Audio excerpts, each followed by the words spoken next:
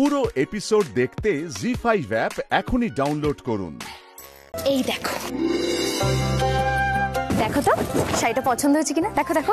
বাবা মা, পিলু শাড়িটা তো খুব সুন্দর হয়েছে। তুমি কিনেছো? আমি যেটা কিনেছি সেটা পরে দেব, এটা অন্য আরেকজন কিনেছে। অন্য আরেকজন? আহির নিশ্চয়ই। তো কি দরকার ছিল আবার আলাদা আলাদা করে শাড়ি কেনার? দাঁড়াও দাঁড়াও, ওয়েট ওয়েট ওয়েট। রঙ্গন নিশ্চয়ই শাড়িটা কিনে তোমার হাতে ধরিয়ে দিয়েছে। ওকে আজকে পাই একবার, ওর হচ্ছে।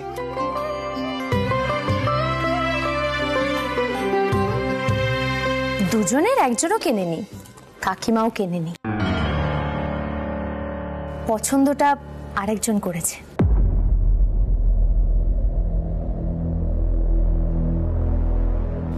মল্লার?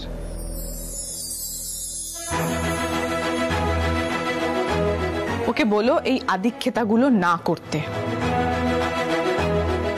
এগুলো করেও আমার ভেতরে টানাপোড়েনটা আরো বাড়িয়ে দেয় আর আরো বেশি করে টর্চার করে আমাকে। এতই যখন আমার কথা ভাবে, এতই যখন আমার প্রতি টান, তাহলে বিয়েটা ভাঙছে কেন?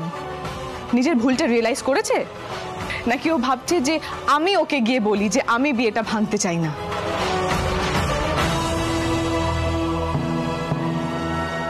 তুমি তোমার দাদাকে বলে দিও পিলু যে সেটা হবে না। রঞ্জা দেখো, মল্লার দাই শাড়িটা অনেকক্ষণ হাতে নিয়ে দাঁড়িয়েছিল, কিন্তু কেনার সাহস পাইনি, তাই আমি ওস্তাদজিকে দিয়েই কিনিয়েছি। তোমার ইচ্ছে হলে পড়ো, নয়তো পড়তে হবে না। আর মল্লার দাই সম্পর্কটা কেন ভাঙতে চাইছে সেটা আমরা কেউ জানি না রঞ্জা, আর যদি আন্দাজও করতে পারি সেটা বলতে পারবো না। তাই আমি তোমাকে জোর করছি না, আমি শাড়িটা এখানে রেখে যাচ্ছি, তোমার যদি ইচ্ছে হয় তো পড়ো, নাহলে পড়তে হবে না। আমি নিচে গেলাম, কেমন?